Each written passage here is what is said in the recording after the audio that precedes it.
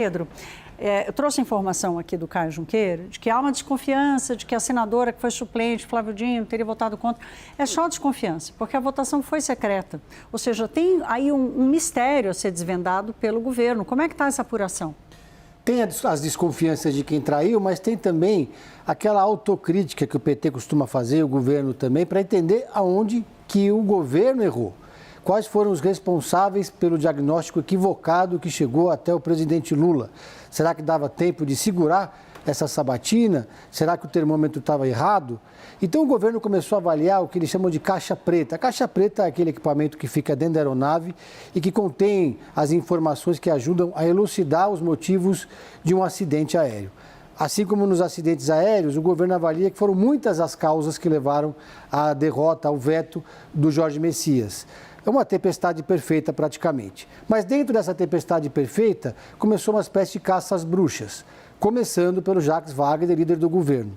O próprio Messias tratou de isentar o Jacques Wagner, que ficou numa situação constrangedora depois de ter cochichado no ouvido do Davi Alcolumbre, um pouquinho antes da divulgação do resultado, e ouvido um spoiler de quanto seria o placar.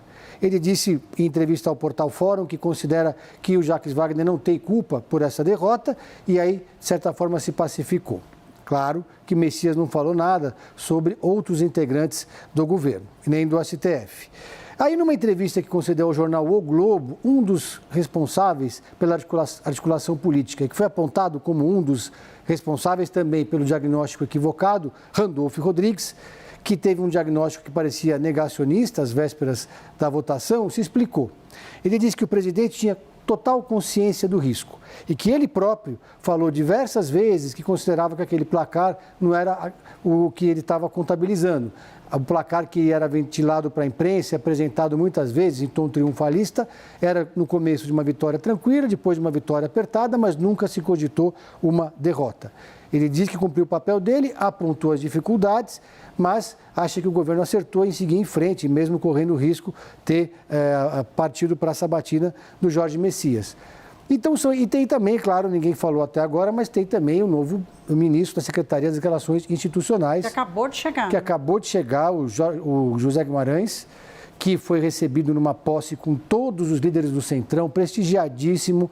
O próprio Davi Alcolumbre, que não participava mais de ato do governo, foi lá também. Muita gente, depois desse evento, achou que a situação estava realmente pacificada. Mas ele já chegou com 2 grandes derrotas no currículo.